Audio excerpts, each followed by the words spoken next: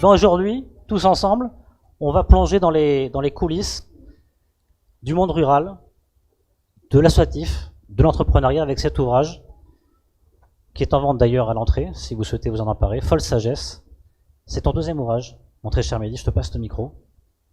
Déjà, bienvenue, merci d'être avec nous aujourd'hui. C'est vrai que, bon, malheureusement, on va le dire, pour les coulisses, on avait prévu depuis quelques semaines cet événement. Oui.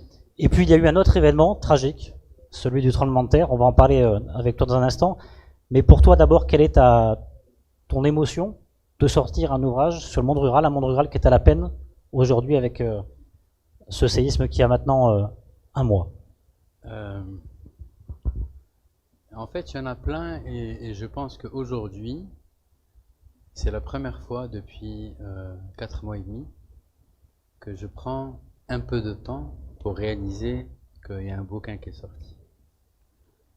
Ça fait 30 ans que je chemine dans l'associatif pour une cause à l'initiale qui était extrêmement ambitieuse et folle, parce qu'à 20 ans, j'avais la prétention on a un petit Larsen. De contribuer à la paix dans le monde, à la protection de l'enfance et de l'environnement. À 20 ans, je me suis pris pour le champion du monde et j'étais convaincu que j'allais réussir. Tu nous racontes tout ça d'ailleurs dans les premières pages de ton ouvrage. Ouais, je raconte parce que c'est important de comprendre que c'est un cheminement qui date de loin, qui date d'une prise de conscience forte que ce monde va mal et qu'en même temps il y a de très très belles opportunités et qu'il y a des êtres de lumière qui sont là pour pouvoir apporter un peu de clarté à beaucoup d'obscurité. Moi, ce que j'ai apprécié, je te coupe, pardon. On va revenir sur la première question de ton émotion de sortir cet ouvrage à un moment où effectivement le drame nous empare tous. Moi, ce que j'ai apprécié, c'est dès les premières pages de ton ouvrage, tu nous racontes un moment fort qui peut-être a plus que jamais sonné en toi la révélation de vouloir faire de l'associatif, de vouloir être au service des gens. C'est cette rencontre à Toulouse avec un SDF. C'est cet événement-là, à ton avis, ou pas? Pour être honnête, c'est pas cet événement. Cet événement a été une des raisons. L'événement principal qui m'a conduit à constituer Baraka, qui était ma première ONG, quand j'avais 20 ans, c'est une rupture amoureuse. J'étais tellement amoureux et tellement pris dans mes sentiments que cette rupture m'a dévasté, et en même temps, pour me permettre de digérer quelque chose que je pensais être impossible, j'ai voulu aller à contre-courant de cette rupture et de faire la paix dans le monde. Voilà, c'est cet extrême qui était très intéressant à analyser a posteriori. Après, effectivement, la rencontre avec Julien, le SDF, est extrêmement belle parce que elle a porté les couleurs de mon engagement pour l'humain. La rencontre avec Rémi du Secours populaire français, la rencontre avec des étudiants de la fac d'environnement à Montpellier, la rencontre avec des étudiants de Subdeco Montpellier qui me prenaient pour un gourou, ça me faisait sourire. Et après, la rencontre avec l'exclusion de l'école à Subdeco Montpellier, et je me réveille en me disant merde, il faut que je bosse. Mince. Pardon. Non, il faudra couper. Mon père qui me reçoit au Maroc un peu déçu de cet échec-là et qui me refait confiance. Et c'est pour ça que mon ONG aujourd'hui s'appelle ML Biladi. C'est un honneur au prénom de mon père. Si vous pouvez mettre vos téléphones sous silencieux, s'il vous plaît, ce serait gentil. Ça, t'inquiète. C'est les aléas du direct. C'est clair. Et donc aujourd'hui, cette sortie de cet ouvrage, maintenant qui date d'un mois finalement, tu l'as sorti quasiment jour pour jour avec le tremblement de terre. Alors en fait, c'était pas voulu, hein, bien évidemment. Non, il y a eu une concomitance.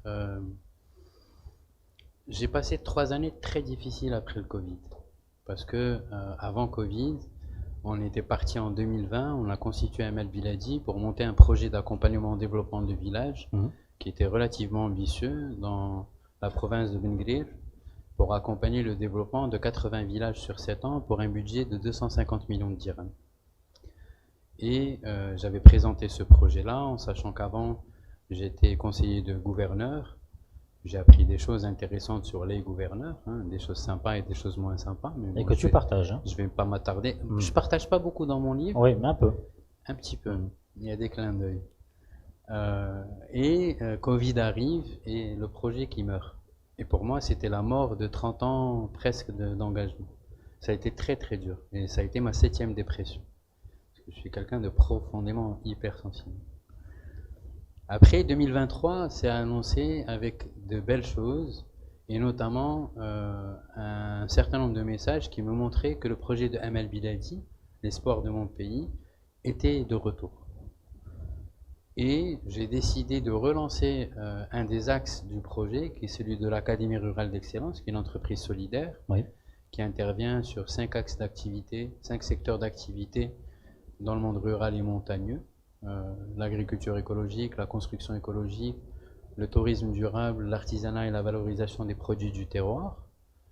Et pour pouvoir financer ce projet-là, j'ai réfléchi à proposer du coaching et de l'accompagnement aux individus et aux entreprises, et j'avais besoin de lever de l'argent à l'étranger. Et à l'époque, on ne pouvait pas encore faire de crowdfunding. J'ai réfléchi à détourner l'interdiction du crowdfunding, mais j'ai trouvé ça compliqué. Et puis je me suis dit, tu es en train d'écrire ton bouquin, bah, tu le vends à l'étranger, un prix ouvert. Personne ne peut t'interdire de vendre un bouquin à l'étranger. Tu peux le traduire en plusieurs langues, parce que je le fais en auto-édition. Tu peux le vendre à partir de tel prix. Et j'ai testé. Et j'ai testé en publiant 2 chapitres que j'ai offerts sur Facebook, en mode teasing. C'est un cas marketing très intéressant. Il faut l'étudier, il faut l'étudier. Non, mais je t'assure, ça me faisait sourire parce que j'étais en train de me dire, tiens, il y a un cas qu'on peut étudier à l'école. Un bouquin qui n'existe pas encore, qui est acheté, un des premiers à l'avoir acheté, c'est Ali Alaoui. Qu'on va appeler tout de suite à la barre dans un instant. Du matin, et tu vas témoigner. Parce qu'il y a une histoire rigolote avec notre rencontre avec Ali. J'ai vendu un bouquin qui n'existait pas encore, en faisant un teasing avec 2 chapitres, en faisant de la promotion d'un truc qui n'existait pas, des gens qui l'ont acheté au Maroc et à l'étranger, et je me suis rendu compte que ça marchait. On m'a passé à la radio, à la télé, dans les journaux, et je me suis dit, tiens, un produit culturel solidaire qui était une renaissance d'un concept que j'avais lancé il y a 11 ans avec le clip Atfal Jibal que j'avais produit. Je me suis dit un truc. Comme je le fais en auto-édition, je peux le traduire en plein de langues, je peux le transformer en spectacle, en série, et voilà. Mehdi, si tu me permets, je vais juste appeler notre représentant. Si, Ali, c'est lui. Viens. C'est Ali. Ah, parce que tu lui passes le micro, parfait. Moi, j'allais le faire. T'inquiète pas, cher Mehdi. Ben, justement, parce que je voulais te donner la parole, Ali, parce que c'est vrai que c'est le 3e book club, on le précisait. Il y a des fidèles, il y a aussi des gens qui viennent et qui connaissent pas encore le concept, mais qui vont apprendre à le connaître.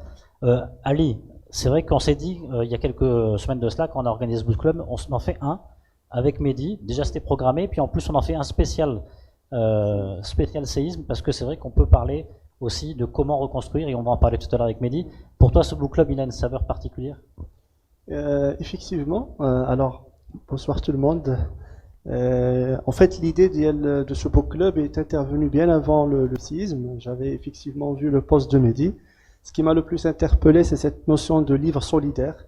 Nous, on fait de la promotion du livre depuis déjà un certain nombre de mois. Et cette notion de solidarité à travers la lecture, à travers le livre, à travers la culture en général, c'est quelque chose d'original, que j'ai trouvé vraiment original. Donc j'ai tout de suite pris contact avec Mehdi pour discuter, pour l'opportunité d'organiser un book club. Le destin a fait que le tremblement de terre de l'Haouz est passé par là. Et le thème du livre, puisqu'il parle du monde rural, il parle des difficultés du monde rural, fait que ça devient quelque chose de vraiment de grande actualité. Et c'est la raison pour laquelle donc on a replanifié la date juste après cette tragédie du tremblement de terre, pour mettre en lumière les difficultés que connaissent le monde rural. Et d'après les échanges que j'ai eu avec Mehdi, il y a pas mal de propositions, pas mal d'idées justement qui souhaitent développer et qu'on espère justement partager à travers cette rencontre. Ali Sossé Alaoui, le représentant du book club, merci beaucoup. C'est fou mon cher Almadi, parce qu'on dit souvent au Maroc, la culture marche pas, la culture ça se vend pas. Et finalement, toi tu fais un pari sur la culture. Alors, en fait, je fais un pari sur la bonté du cœur. Parce que le livre, c'est juste Non, parce que surtout, on connaît le marché de l'édition au Maroc. Oh non, mais ne m'entraîne pas sur ce sujet, parce que je vais pas me faire des amis. Déjà que j'ai des ennemis sur mon chemin au niveau du monde rural, si je me rajoute des gens dans l'édition, mais c'est pas grave. Non, mais c'est en tout cas ce que je veux dire, c'est que c'est une initiative très sympathique. Qu'il y a une hypocrisie en disant que les gens ne lisent pas. Et c'est très facile de se déresponsabiliser en disant que la faute au Maroc, c'est que les gens ne lisent pas. Toi, tu ne crois pas aux chiffres? Pardon, tu ne crois pas aux chiffres de 2 minutes de lecture par Marocain par an? Je crois que les maisons d'édition font preuve de très peu d'originalité et de courage pour pouvoir sortir des sentiers battus. Et je trouve que c'est inadmissible que le consortium édition-distribution, certains libraires, prennent 80% sur le prix d'un bouquin, n'informent pas l'écrivain de la réimpression, ne lui donnent pas la possibilité de traduire son livre et font une promotion aussi nulle que celle juste de l'inviter dans un salon du livre. Voilà ce que je pense. Bon, tu l'as dit. Tu l'as dit. Mais en dehors de ça, il y a d'autres enjeux qui nous dépassent. Et qui dépassent les maisons d'édition. On va pas en parler, c'est pas le sujet. Je ne veux pas parler des autres enjeux. Je pense que dans la vie, et on le dit en Darija, c'est une porte qui se ferme, il y en a 10 qui s'ouvrent. Et il faut avoir le courage de se poser des questions sur ses erreurs pour pouvoir trouver des solutions par ailleurs. Et toi, ta solution? Ben, moi, j'ai pas la solution. Ma solution à moi, c'est que je raconte une histoire qui peut plaire ou pas. J'ai un style d'écriture qui, a priori, interpelle et plaît certains. On va en parler justement. Sans être dans une auto-glorification de ma personne. C'est absolument pas l'objectif. Je raconte une histoire, sincèrement. Je pense que la sincérité se lit et s'entend et se ressent. Après, ce qui m'intéresse, c'est surtout le message que je diffuse, parce que quand quelqu'un achète mon livre à 5000 dirhams, ce qui s'est fait, il n'achète pas mon livre, il achète une cause. Une cause, une idée. Qu'il veut défendre. Des valeurs. Le livre a été acheté à 400 $ aux États-Unis, à 100 € en Belgique, à 201 dirhams par un professeur d'une école primaire dans un village, et j'ai trouvé ça très beau, parce que c'est quelqu'un qui touche 3000 dirhams par mois, et le 1 dirham à l'époque, mon prix a changé, de mon livre a changé de prix. Il a commencé à 200, 250, 300, peut-être je vais le mettre à 500, peut-être 10 000, 1 million. Moi, ce que je trouve intéressant, c'est d'utiliser un vecteur qui s'appelle le soft power, la culture, en multilangue, parce qu'il a été traduit en anglais par une jeune fille de 13 ans, Wild Wisdom, sagesse sauvage, c'est pour ça que notre accroche, c'est Wild is the new wise, la nouvelle sagesse, c'est être sauvage. Il est en train d'être traduit en arabe par notre secrétaire général, Sila Hashmi Choukri, qui est un grand monsieur, extraordinaire. Il va être traduit en tifinagh, il va être traduit en allemand, en espagnol, en italien. En fait, ce qui est chouette quand on le fait en auto-édition, c'est qu'on est libre. Alors, je voudrais qu'on se recentre sur le livre. On va parler justement des coulisses de l'écriture dans un instant. Je vous donne le programme. Coulisses de l'écriture, on va parler bien évidemment du séisme. On va parler également de ton engagement. On va parler aussi de ta lecture du monde rural, que tu nous partages également au fil de cet ouvrage, et puis peut-être les leçons qu'on peut tirer tous ensemble de cet ouvrage. D'abord, pour parler des coulisses de l'écriture et pour donner le ton, je voudrais que tu nous lises un extrait. Alors, on va s'amuser tous ensemble. On va se lire 3 extraits. Est-ce que quelqu'un peut lever la main et choisir au hasard une page? On m'avait dit qu'il y avait une petite surprise. Elle est la surprise. Madame devant. Bedia Sfraoui, pardon. Voilà, très bien. On va commencer vers la fin. En plus, tu as une belle voix. Moi? Bah oui. Ben, je travaille. C'est l'un des 5 axes du spectacle où j'utilise la voix, ma voix et celle de la musique pour ensorceler les gens qui vont venir au spectacle. Comme ça, ils sortent un gros chèque à la sortie. Alors, on est à la page combien là? On est à la page? Alors, on est à la page 192. Très bien. Tu veux que je te tienne le micro, mon ami? Non, c'est bon? Ouais, très bien. Alors ça, c'est intéressant.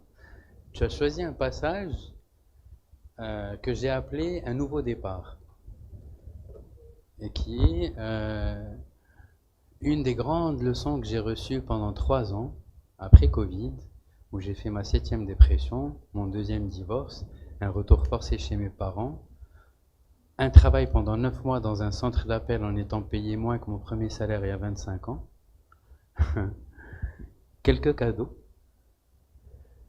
de grandes leçons, la résilience, ma conviction profonde en la croyance qu'il n'y a que Dieu et que l'humain est là, mais je ne compte que sur Dieu, pas sur l'humain. Donc un détachement total par rapport à qui que ce soit, tout en étant dans l'amour de l'autre.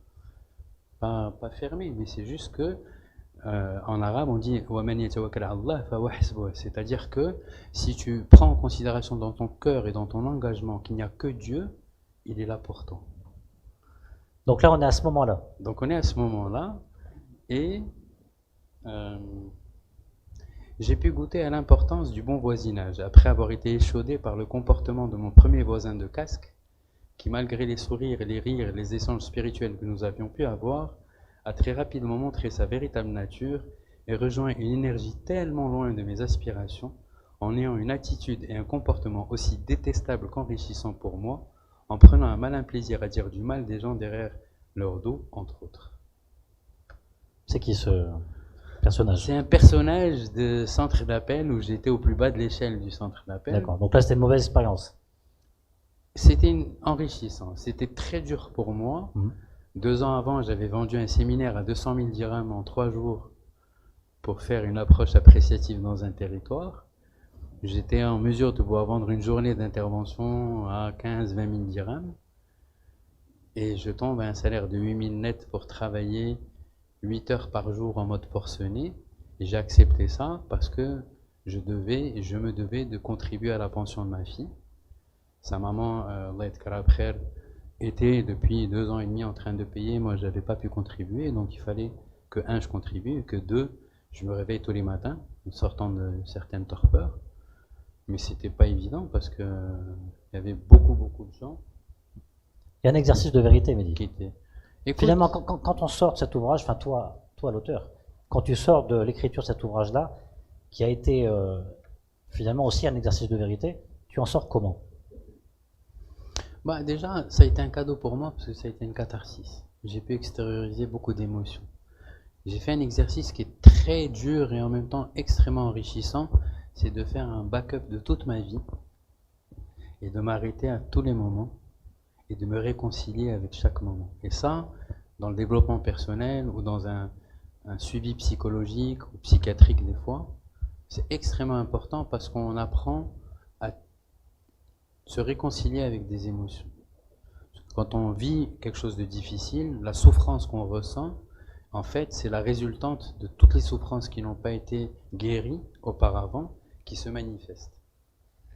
Est-ce qu'on peut dire que tu nous racontes tout dans cet ouvrage, de tes malheurs à tes réussites, ou tu en gardes quelques-unes pour l'instant? Non, je raconte pas que j'ai vu la mort 5 fois et que j'ai fait cette dépression. Mais tout ça pour moi, c'est des apprentissages de vie extraordinaires. En fait, je pense que j'ai souhaité orienter mon livre autour d'un cheminement émotionnellement fort qui s'est enrichi d'un engagement, qui s'est construit autour d'une idée folle, celle d'apporter le bien à l'humanité, et de la sagesse que ça ne dépendait pas de moi, et qu'il fallait que je sois dans l'acceptation de ce qui ne me plaisait pas. Et pour la petite histoire, c'est ma fille qui a rajouté un S au titre, ma fille Lila, qui a bientôt 12 ans.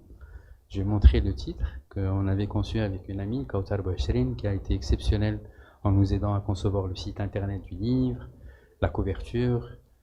Et quand j'ai montré le titre à Lila, elle m'a dit, il y a un truc qui manque. Et je lui ai dit, il manque quoi? Elle m'a dit, il manque un S.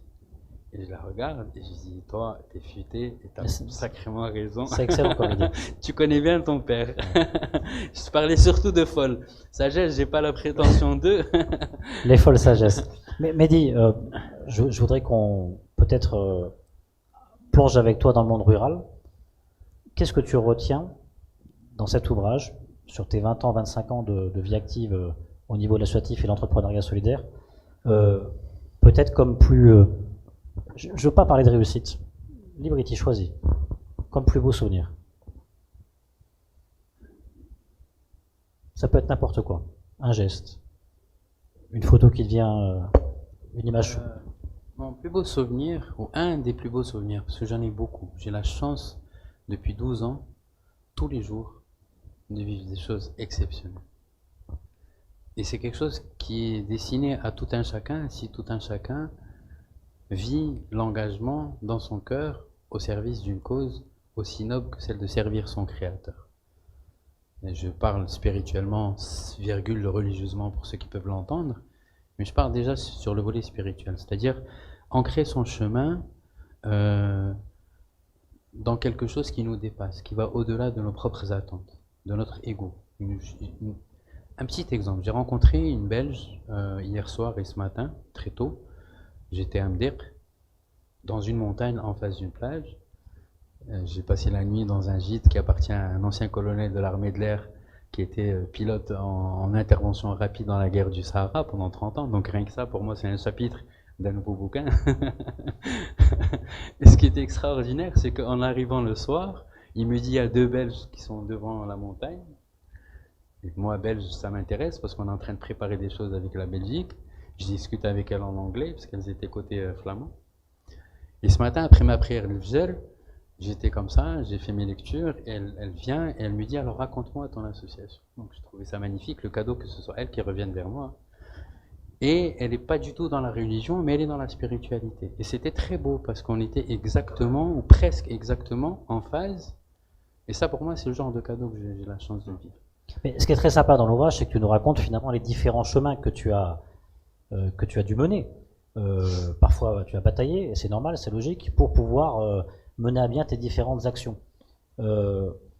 Et donc finalement, pour une personne qui ne connaît pas forcément toutes les difficultés qu'il peut y avoir, ça peut être aussi un guide, cet ouvrage?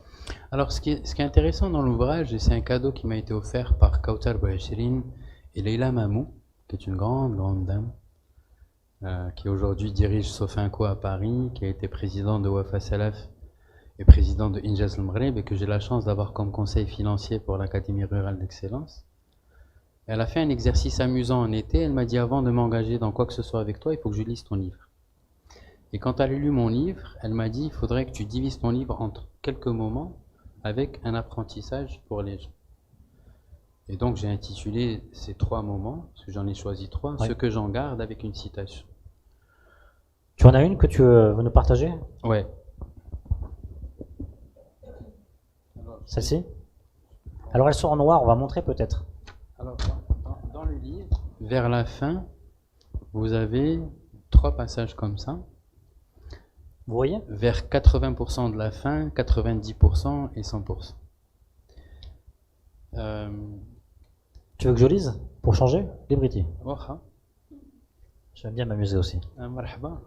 Ce que j'en garde, c'est une grande satisfaction que de pouvoir prendre le temps de retravailler un projet important, en le dimensionnant de manière plus juste et réaliste. La prévoyance, dit-on, est mère de sûreté. C'est très vrai lorsque l'on projette de construire un projet impliquant des milliers de personnes, des dizaines d'experts, des centaines de situations possibles.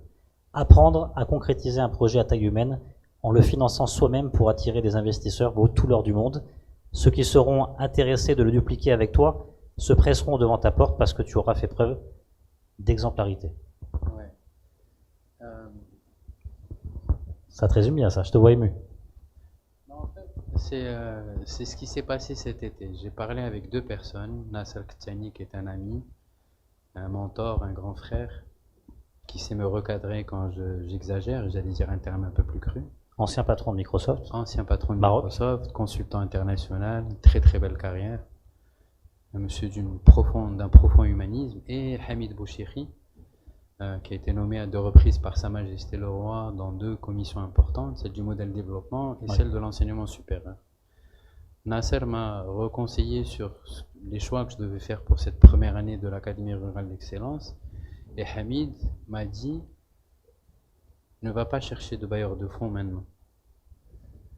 Tu te débrouilles pour financer 1 an d'activité de l'Académie rurale d'excellence qu'il connaissait, parce qu'il y a 4 ans, j'en avais parlé dans le cadre d'un projet plus ambitieux, d'un doctorat multidimensionnel, des liens avec le volet universitaire, etc. Qu'on est en train de réinitier avec notre vice-président en développement durable, Salahdin Ben Mamous, qui est un grand monsieur, le secrétaire général de Amal Biladi, Sila Hashmi qui est aussi là. Ils m'ont fait le bonheur de venir de SFI et de Jdida. Et je tiens à les saluer parce que ce sont 2 hauts anciens cadres du ministère de l'Intérieur que je suis très honoré, très fier et très heureux d'avoir avec nous dans l'aventure. Hamid m'avait dit, il faut que tu trouves un moyen de financer ton histoire. C'est pour ça que j'ai conçu Folle Sagesse, le spectacle qui va arriver, la série qui va arriver, peut-être même d'autres choses. Après un meeting superbe que j'ai eu ce matin avec Stéphanie Gaou de la librairie des Insolites à Tanger, et aussi avec Amina Alami, grâce à Ali que j'ai rencontré il y a 15 jours, ou il y a une semaine, je ne sais plus quand est-ce que c'était. On est en train de trouver des moyens pour financer, autofinancer nos projets, pour donner envie à d'autres de venir, parce que la décision que j'ai prise, c'est de ne plus rien demander à qui que ce soit. De faire à nos moyens, et on est très ambitieux. Toi, justement, tu parles beaucoup d'autonomie. C'est ton projet d'ailleurs, hein. Mabil a dit, c'est autonomiser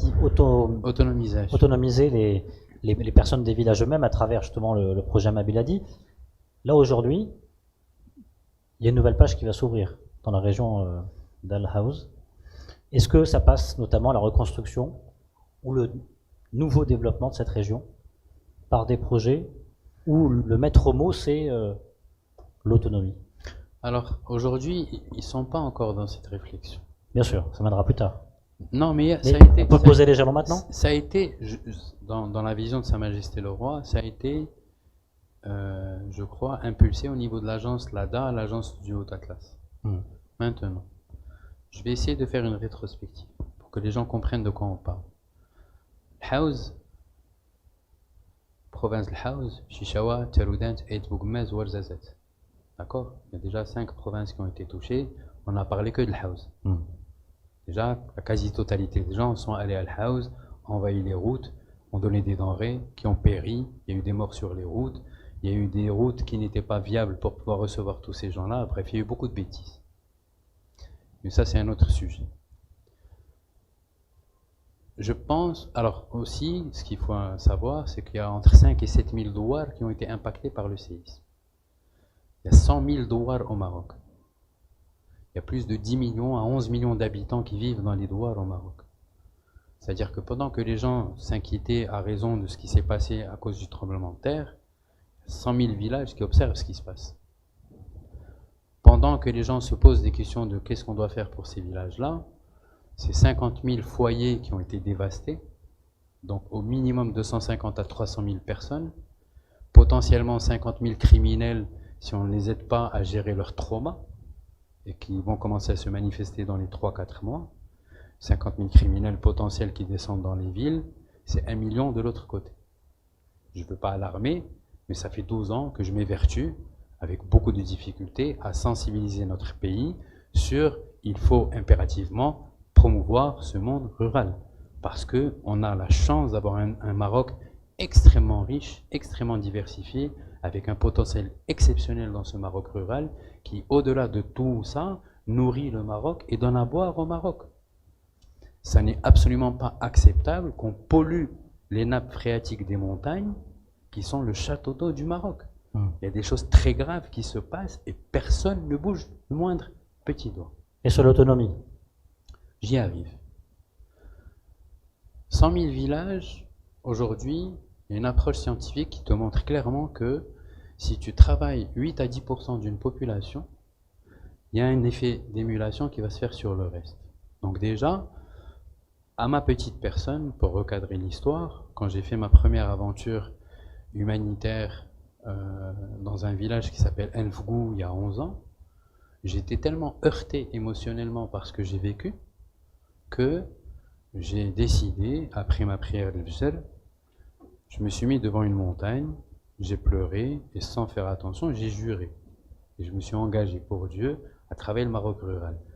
Et c'était important et en même temps très grave, parce qu'après je me suis dit, mais qu'est-ce qui t'a pris de faire un truc pareil? T'es ouf. C'est 100 000 villages, qui c'est qui va t'écouter par rapport à ça? Bref, il a fallu 12 ans pour qu'on commence à m'écouter. C'est bien. Pour revenir à ça, je suis profondément convaincu, et je suis loin d'être le seul, que on doit arrêter l'assistanat et qu'on doit aider les gens à s'autonomiser par eux-mêmes. Et c'est exactement notre approche. On a une approche qui est systémique, qui est inclusive et qui est participative. Ça veut dire quoi? Ça veut dire qu'on choisit des villages auprès desquels on va travailler.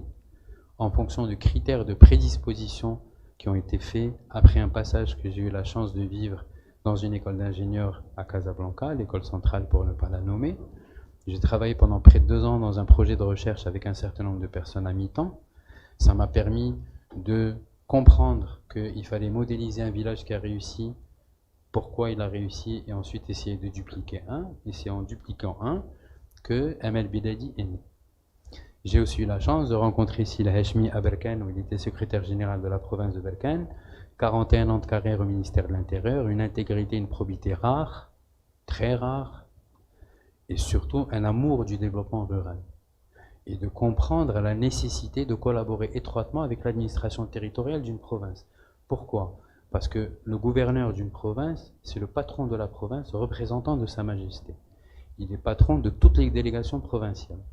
Si à la moindre bêtise, il est capable de d'éjecter, et c'est son droit, et c'est tant mieux. Qu'on n'atteinte pas que l'administration, qui est loin d'être aussi efficace, sauf s'il y a un ordre de Sa Majesté, ce qu'on est en train d'observer après Covid et aujourd'hui avec le séisme.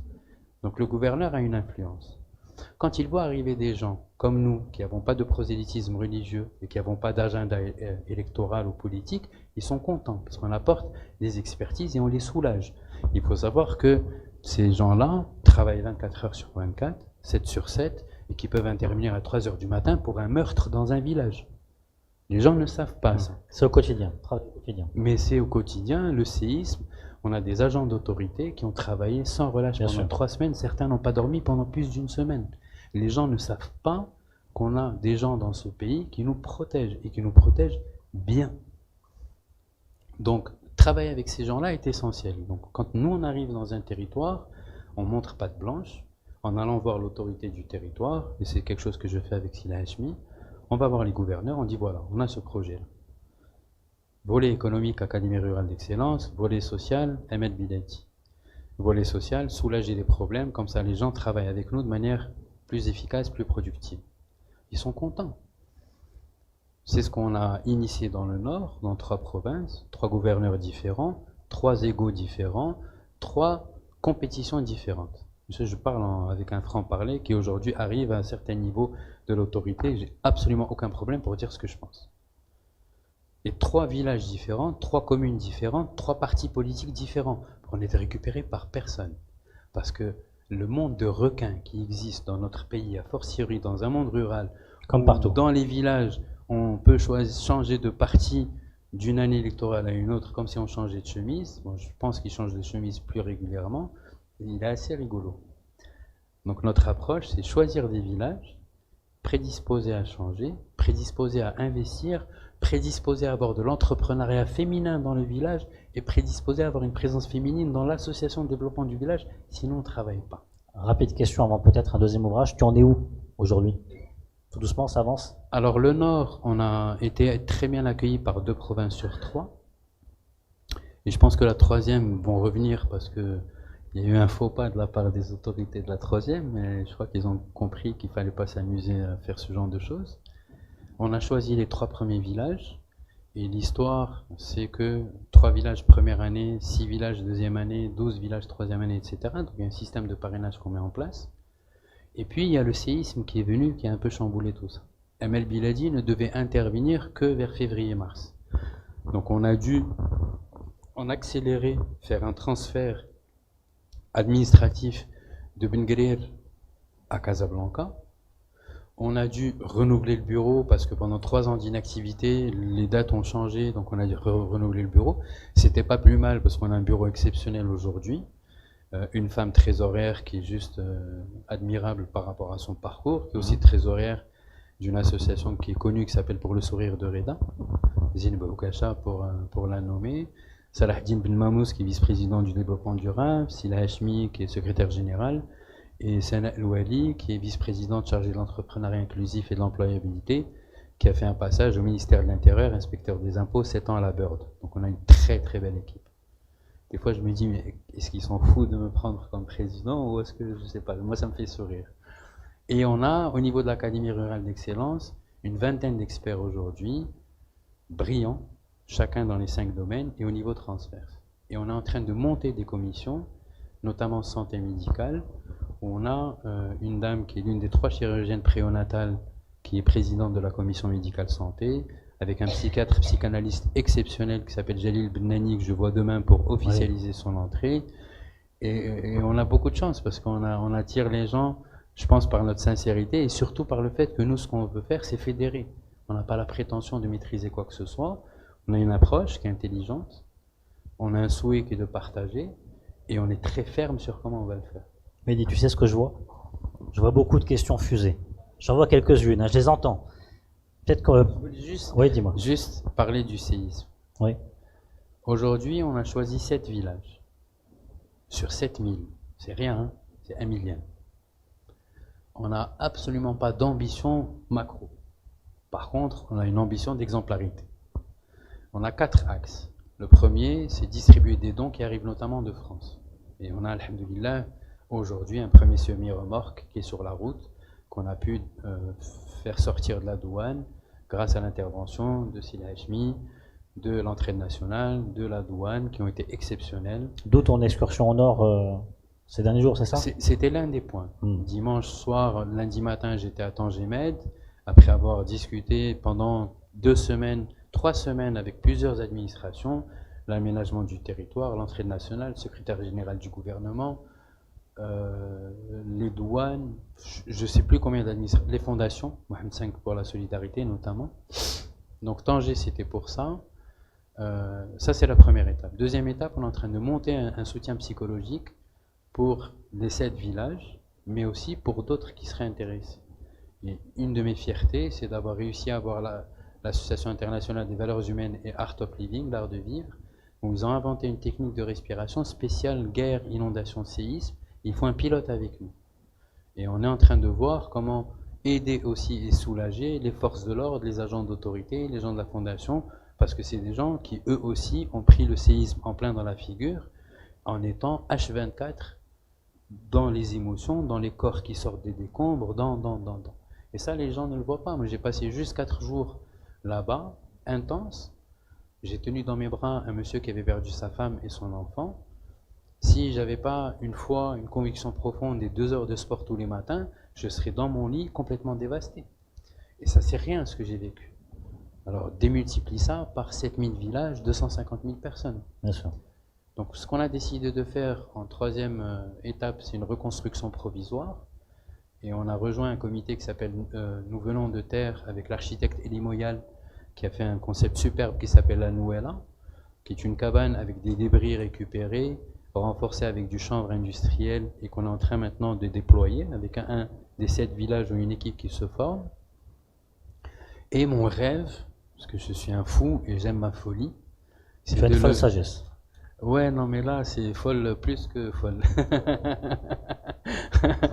Mon rêve, c'est de lever beaucoup d'argent. 3 fois 30 millions de dirhams, plus 10, pour reconstruire un village ou 3 et laisser une partie aller dans le nord, parce qu'on ne peut pas travailler pour les villages dans le sud en oubliant les 100 000. Voilà. Y a-t-il des questions? Ou quelqu'un veut-il se prêter au jeu d'un 3e extrait?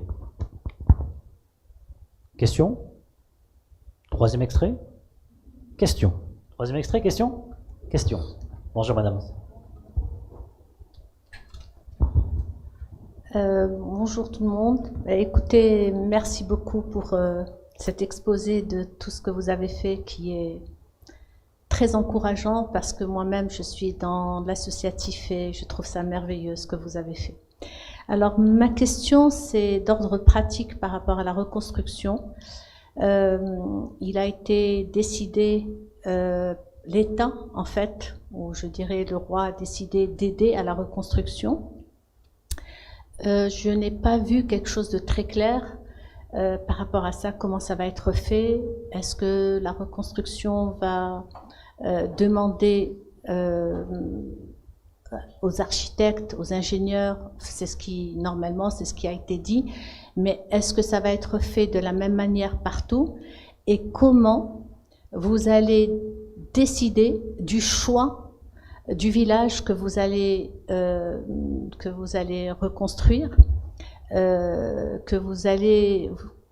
comment vous allez décider? Qu'est-ce qui vous a poussé à décider tel village par rapport à un tel autre, et comment vous allez décider ça avec l'État, parce que je sais que l'État intervient. Et merci.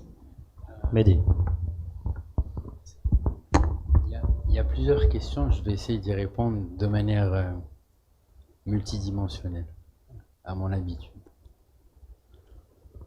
J'ai appris au fur et à mesure de mes années de cheminement à combiner l'émotionnel et le pragmatisme, ce qui est très compliqué. Je m'explique. Je fais confiance à mes anges de l'inspiration, à mon intuition et aux experts qui m'entourent. Par rapport à la question de ce qui est en train de se faire sur le volet macroéconomique, je sais qu'il y a des choses qui sont en train de se faire. Je sais qu'il y a eu, grâce à Sa Majesté, Allah Soro, qui a été extraordinaire. Moi, j'ai beaucoup d'amour, de respect et d'admiration pour le roi, a fortiori depuis Covid et le séisme. J'ai toujours aimé la personne et le rôle, entre autres parce que sur l'aspect religieux, on nous dit Dieu, le prophète et Walil Amal. Après, on a la chance d'avoir un roi qui est d'une intelligence et d'une sensibilité exceptionnelle. Et il l'a prouvé notamment à un certain nombre de reprises, Covid et là le séisme. Je dis très sincèrement, je connais très peu de chefs d'État dans le monde qui auront fait preuve d'autant de sagesse, d'efficacité et de célérité. Et je défie n'importe quel chef d'État occidental à venir essayer de faire la même chose. Et je parle en connaissance de cause, parce que je suis parti aux États-Unis il y a 7 ans, j'ai été invité comme seul représentant Afrique du Nord dans le monde associatif, dans un programme assez prestigieux. J'ai vu l'état de la Nouvelle-Orléans, c'est une catastrophe. Et c'est pas M. Macron qui va nous donner des leçons à gérer les problématiques sociales quand on voit le nombre de SDF qui est à Paris. Donc, on a la chance d'avoir un chef d'État extraordinaire. Alhamdoulilah. Après, je sais qu'il y a un programme qui a été mis en place, l'ADA, un budget qui a été mis en place, important, des gens qui sont en train d'être consultés. Et je n'ai pas voulu interférer tout ça avec ce qu'on est, nous, on est en train de faire très humblement pour 7 villages. Maintenant, pour répondre à la question. Le choix des 7 villages. Alors, le choix, c'est parce que, au fur et à mesure de la décision que j'ai prise de réveiller Amal Biladi 4 mois avant, je l'ai prise d'abord parce que j'ai perdu, moi, 8 personnes de mon entourage dans le tremblement de terre. On a quelqu'un dans notre famille qui est notre homme de confiance depuis 40 ans, qui a perdu 7 personnes de sa famille, devant ses yeux. J'ai un ami qui a perdu son petit-fils de 14 ans, sa maison est tombée sur sa tête. Donc j'ai passé un week-end à pleurer. Et mes larmes, j'ai demandé à Dieu, aide-moi à faire quelque chose, sinon je pense que je vais péter un plomb. Et j'ai eu plein de messages. Des dons qui arrivaient de France, des États-Unis, de Canada. Et donc j'ai pris la décision, après m'être concerté avec Sil Hashmi, Salahuddin, Zineb, d'intervenir. On a choisi Chichawa Taroudant, pas le house. Mais on est allé à Amsmith parce que j'ai un ami, Karim Ben Keren, qui m'a dit, il y a un village, ils ont besoin de ça. J'ai dit, je ne sais pas si je peux, mais maintenant que tu me le dis, c'est peut-être un message que je dois entendre, je l'intègre. Je suis allé le visiter, je suis heureux de l'avoir visité, d'avoir entendu Karim. Quand on est parti, quand j'ai appelé à travers Sil Hashmi les autorités de Chichawa et Taroudant, j'ai pu avoir des informations en live de la situation grave, notamment par exemple à Chichawa, 4000 foyers dans la rue. Donc j'ai décidé d'aller à Imindounit et à Dassil, qui sont 2 communes rurales qui ont été dévastées. Et j'ai vu ça de mes propres yeux. À Taroudant, même chose. J'avais entendu parler à Chichawa, un village où il y a eu 72 morts. Un village qui compte 200 personnes, 72 morts. Ce que j'ai vécu en 4 jours, imagine que tu rentres dans une gnaza, dans un moment de condoléance, au lieu d'une personne qui est morte, c'est la moitié d'un village qui est parti. Sur le volet émotionnel, c'est dur. Tu rajoutes à ça des enfants qui ont perdu leurs parents, tu rajoutes à ça tout un village qui est parti, tu comprends pourquoi il y a des petites filles de 5-6 ans qui n'arrêtent pas de pleurer depuis le 8 septembre. Et ça, je le vis intérieurement. Donc mon choix, c'est basé sur ça. C'est basé sur l'accessibilité des routes à ces villages-là, parce que je pense aussi à comment on va sortir les gravats. Est-ce qu'on peut reconstruire sur le village? Parce qu'on va faire des études de sol et antisismiques pour voir si on peut. Est-ce qu'il y a des terrains à côté si on doit faire quelque chose? Et puis surtout, Amel Biladi a mandaté l'Académie rurale d'excellence, mon entreprise, et j'ai payé à titre personnel, à travers les ventes du livre, une experte qui a fait l'ESTP Paris et qui s'est reconvertie avec un master en éco-construction pour faire un travail d'évaluation. Et on est en train aujourd'hui de fédérer une trentaine d'experts, géotechniques, antisismiques, bureaux d'études, architectes, pour commencer à réfléchir à comment on doit faire ça. Ensuite, ce qu'on souhaite faire, c'est lancer un concours auprès des jeunes architectes marocains et marocains de l'étranger, moins de 5 ans d'activité, pour qu'ils nous aident à dessiner un village qu'on fait avec les habitants, pas tout le village, mais qu'on comprenne leurs besoins. On a déjà une idée des besoins, mais le souhait, c'est de pouvoir reconstruire intégralement un village, ce qui était mon rêve depuis des années, parce que je suis offusqué, pour ne pas dire dégoûté, de voir des briques et du ciment dans le rural. Mais ça, c'est une autre histoire. Donc, on est en train de regrouper ces différentes informations. On a une idée aujourd'hui d'un budget à lever, à peu près 20 millions de dirhams pour un village de 90 maisons, plus dispensaire, plus école, plus terrain de sport, plus énergie solaire, plus eau potable, plus. Moi, je suis comme un enfant, et j'assume.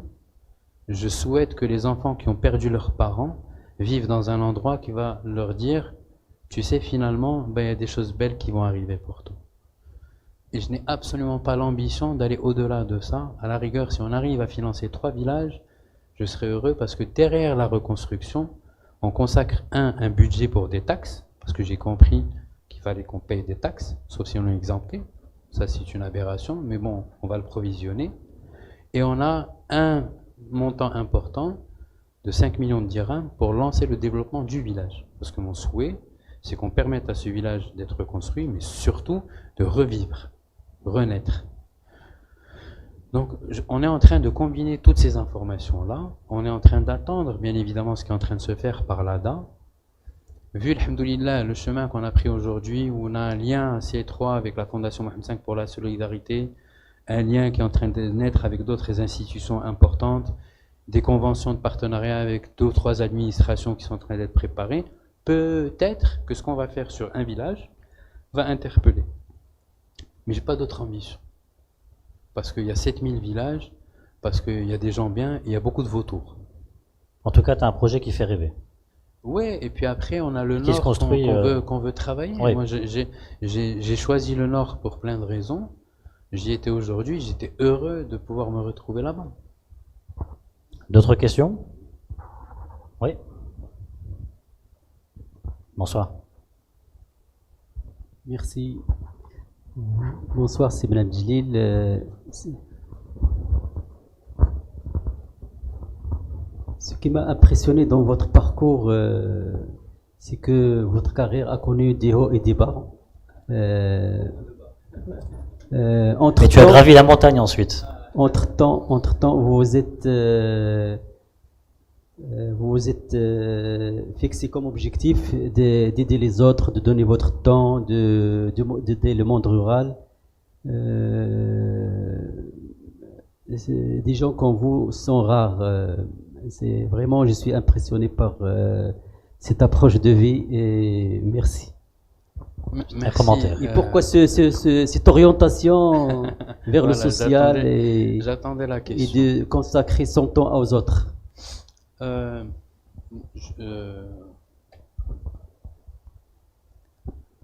Vaste question, simple et complexe à la fois. Là, elle est simple et complexe. Elle est simple parce que, en fait, aujourd'hui, je pense qu'aujourd'hui, enfin, après 30 ans de cheminement, de questionnement, de trébuchement, je pense avoir trouvé un moyen de vivre dignement sur le volet financier et de continuer à faire ce que je fais. Mon livre est un début de preuve. L'Académie rurale d'excellence aussi. On a signé un très très beau partenariat avec une entreprise franco-marocaine fondée par un grand monsieur qui s'appelle Luc Métivier. Ça fait 2 siècles qu'il vit au Maroc.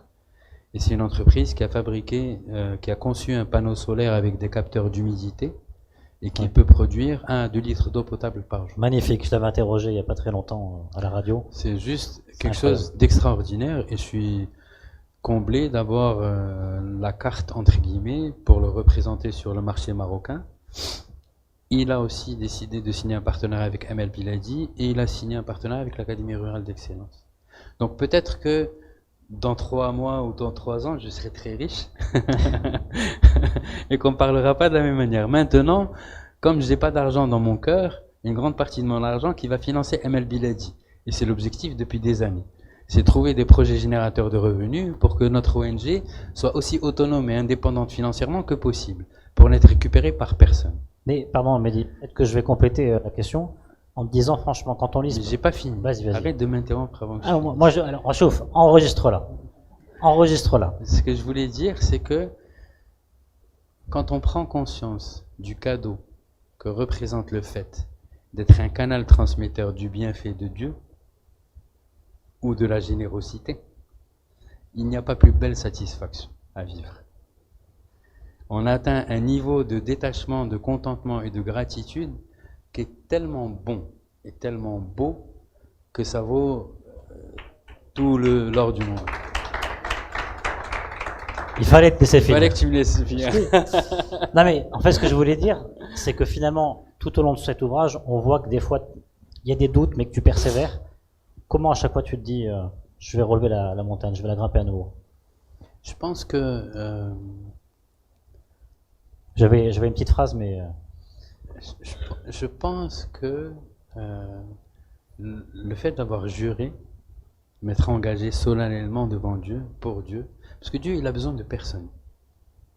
Donc c'est la foi, la force. Ah, mais clairement, ma foi me porte et m'emporte et je l'aime et je peux la partager sans faire de prosélytisme, sans essayer de convaincre qui que ce soit. Mais je considère aujourd'hui que si on a le droit de pouvoir prétendre qu'on fait LGBTQ plus YZ et toutes les lettres de l'alphabet sauf certaines, on a moins le droit de dire qu'on est musulman. Je ne comprends pas pourquoi. Et ça montre la binarité folle de ce monde. Donc, moi j'aime cette religion, je la trouve très belle parce que je pars du principe que l'islam, ce qui veut dire soumission, en fait c'est la prosternation du cœur pour Dieu. Et c'est très beau. C'est être dans l'acceptation, le détachement. Et d'ailleurs, il y a une phrase dans le coaching qui dit « Le bon coach, c'est celui qui est transparent pour laisser la lumière divine le traverser et atteindre le cœur de la personne qui se fait coacher. » Et c'est ça qui me porte. Ce qui me porte, c'est le fait de m'être engagé solennellement, d'avoir senti dans mon chemin qu'il y a des choses qui s'ouvraient. Et le fait, je crois, qu'avec ce qui s'est passé après le Covid, d'avoir pris encore plus de distance et de détachement par rapport au volet terrestre, tout en étant profondément impliqué, me permet d'accepter certaines difficultés parce qu'il y a des apprentissages. Et c'est exactement ce que je vis aujourd'hui. S'il y a un truc qui doit se produire, c'est pour une raison. Qu'est-ce que je vais apprendre de ça? Et quand on est dans cette vision-là, on essaie d'accepter le fait qu'on a peut-être provoqué cette difficulté. Et si on ne l'a pas provoqué, alors il y a une sagesse qui va sortir de ça. Et on ne vit plus ce monde de la même manière. On est sur d'autres dimensions. Autre question? Oui, madame. Bonsoir Mehdi. Bon, moi je connais Mehdi depuis un certain moment, depuis le moment où il a été le fou d'Angfou. Ah. Quand vous lirez le livre, vous saurez. Alors, j'ai lu le livre et je ne connaissais pas l'épisode du moment, enfin de l'époque où tu étais étudiant, mais je suis un peu interpellée. À quel moment tu as eu le déclic pour être dans le social? Écoute, j'ai la chance d'avoir des parents, une famille. On donne avec bonheur. Sadaqa, c'est quelque chose qu'on vit chez nous. On donne un gentil mot, un sourire, une aide, et on ne le fait pas pour prétendre quoi que ce soit, on le fait parce que c'est important, parce que c'est beau et parce que ça fait partie de notre éducation et des valeurs. J'ai la chance d'avoir une famille du côté de mon père ou de ma mère où on a appris ça. J'ai 5 oncles qui ont signé le manifeste de l'indépendance, donc j'ai grandi avec le patriotisme, l'amour du pays. J'ai grandi avec Exo qu'on distribue le vendredi, j'ai grandi avec des mendiants, plus aujourd'hui parce que je donne plus aux mendiants vu le business que beaucoup d'entre eux se font. Et alhamdoulilah, je pars du principe que j'essaie humblement de faire tellement de bien dans les villages que je peux me permettre de dire non à un mendiant. Surtout que j'ai vu certaines choses dans les villes qui m'ont fait sourire et qui m'ont mis un peu en colère. Je pense que c'est l'éducation. Déjà tout petit, ma grand-mère maternelle, Allah yarhama, d'une générosité extraordinaire, mon grand-père paternel, mes parents, ma famille. Donc on a grandi avec ça. Des valeurs, une éducation. Après, il y a le déclic que j'ai eu à 18 ans pour la spiritualité. J'ai eu mon premier bouquin qui était un peu compliqué à lire, c'était l'Anthologie de l'amour de Ibn Arabi quand j'avais 18 ans à l'Institut du monde arabe. J'ai évolué sur ce cheminement, mais avec des écritures qui touchent plus le cœur que la tête, et dont une citation dans le livre, celle de Ibn Ata'Allah al-Iskandari.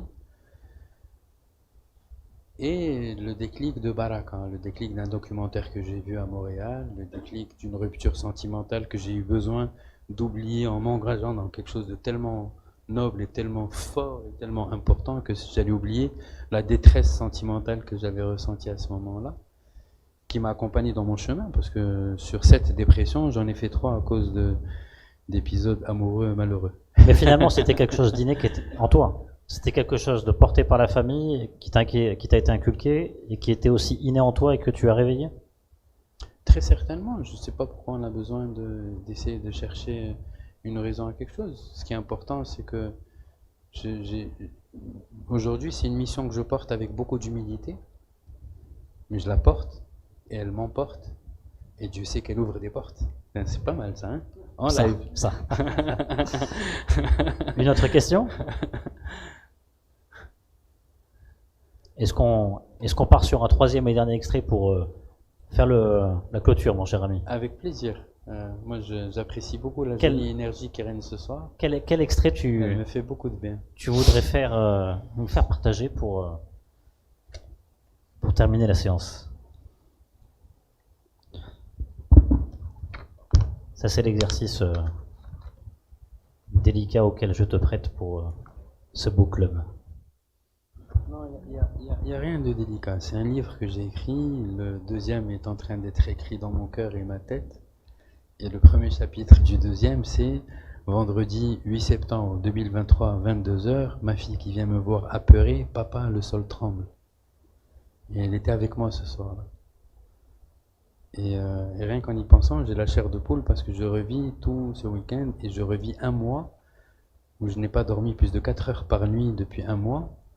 Et c'est le sport que je fais tout le matin qui me permet de tenir. Et en un mois, on a réussi avec Sil Hashmi, Salahdin, et Zineb et d'autres personnes. Ali, qui a été un des maillons de ce projet-là, alhamdoulilah, et d'autres belles personnes, à pouvoir concrétiser des choses qui vont nous porter, nous emporter et montrer enfin ce qu'on est capable d'apporter. Donc, je vais dire un truc. J'aime bien le deuxième moment du livre. Quelle que soit la beauté d'un projet, si ce n'est pas le moment pour qu'il se réalise, ce n'est pas le moment. Il faut l'accepter pour en tirer des leçons et planifier ce qui pourra et devra être fait par la suite pour le réussir. Ça fait appel à la gestion de son ego. Et pour moi, c'était extrêmement dur d'assimiler ça parce que c'était 27 ans de ma vie que j'ai vu partir en fumée avec Covid. Et c'était ma 7e dépression. Elle était très difficile à gérer et à digérer parce que je me disais, mais mince, j'allais dire un gros mot, comment un projet aussi noble peut se voir anéantir de cette manière-là? Et il m'a fallu du temps pour assimiler et comprendre ça. Ta valeur n'est pas liée à ce que l'on pense de toi, elle est liée à tes convictions, ton parcours, tes talents, tes valeurs. Le nombre de fois on m'a traité de fou, de rêveur, de passionné, de menteur, de salafiste,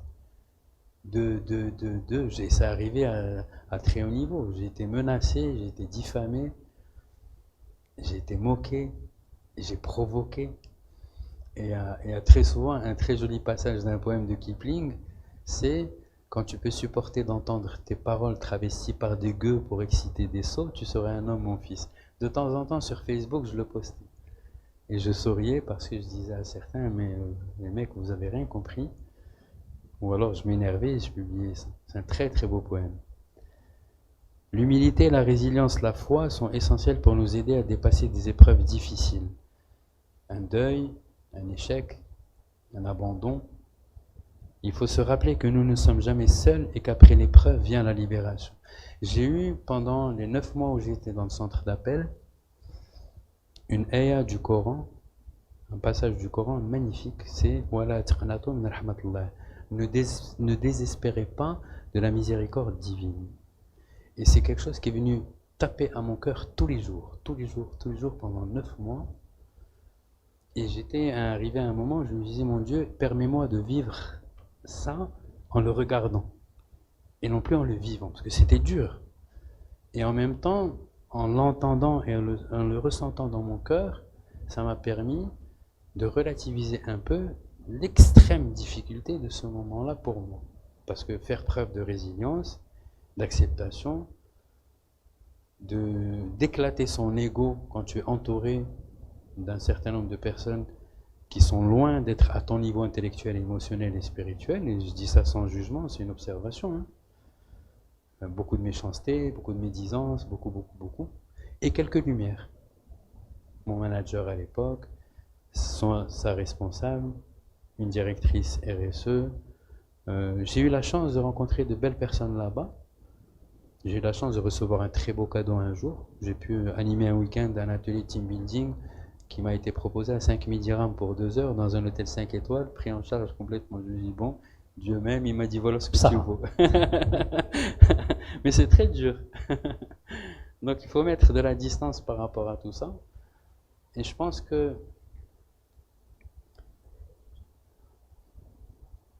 la vie est très belle. Je pense que la vie est un cheminement de leçons. Je pense que la vie peut apporter beaucoup de satisfaction quand on la voit avec hauteur et détachement et implication. Parce que être ermite dans une montagne, c'est facile. C'est chiant, mais c'est facile. Vivre dans la civilisation, la difficulté de la civilisation, la folie de la civilisation, et en même temps arriver à être détaché et impliqué, c'est dur, mais quand on commence à arriver à surfer avec tout ça, c'est le sourire qu'il y a sur mon visage depuis tout à l'heure qui s'exprime. En tout cas, on a de très belles leçons et on a ton parcours dans ce bouquin, Folle Sagesse. Une partie du parcours. Une partie. Bientôt la suite. Ouais. Merci beaucoup. Avec Mehdi. plaisir. Jalil. Juste, oui, bien sûr.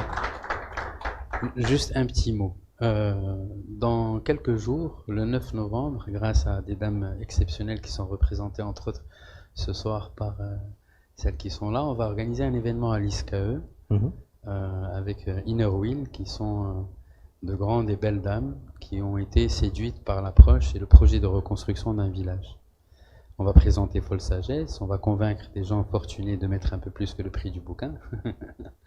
Et on va surtout voir comment monter des événements pour cofinancer ce projet.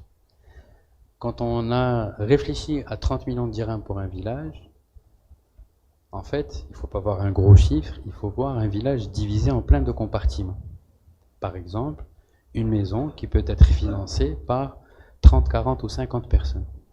Ça veut dire qu'une maison qu'on estime aujourd'hui à 250 ou 300 000 dirhams peut être financée à moins de 10 000 dirhams par personne s'il y a un groupement qui se fait. Ça peut être une ONG qui, elle, a envie de financer une école. Ça peut être des sportifs qui, eux, peuvent financer un terrain de sport. Donc tu vas étudier tout ça? Mais on est en train de le faire, on est déjà en train de le faire, on a déjà commencé à signer des conventions de partenariat, on a déjà de l'argent qui est arrivé, et je souris parce qu'on va y arriver. Je suis profondément convaincu qu'on va le faire. On le fera en bonne intelligence et dans le respect de ce qui a été initié par Sa Majesté le Roi Wainsoro, et je le vis en disant ça, mais on va le faire. Une fois, voire 3 fois. Inch'Allah. Deuxième applaudissement. Merci beaucoup. Dernière chose, le show. Oui. Il va y avoir un show. Oui, tu en parlais tout à l'heure. Bah oui, c'est important. Ça s'appelle The Wild Man Show, le show de l'homme sauvage, où je vais utiliser les 5 sens qu'on a pour hypnotiser les gens dans le spectacle. Et tu fais pas ce soir Non, un peu. Il y a déjà ma voix qui intervient. Je travaille sur ma voix, sur les intonations, la respiration. des sourires. Mais merci beaucoup. Ouais, donc il y a un show qui va se faire, des images, de belles images. Ce serait sympa de pouvoir lancer des images.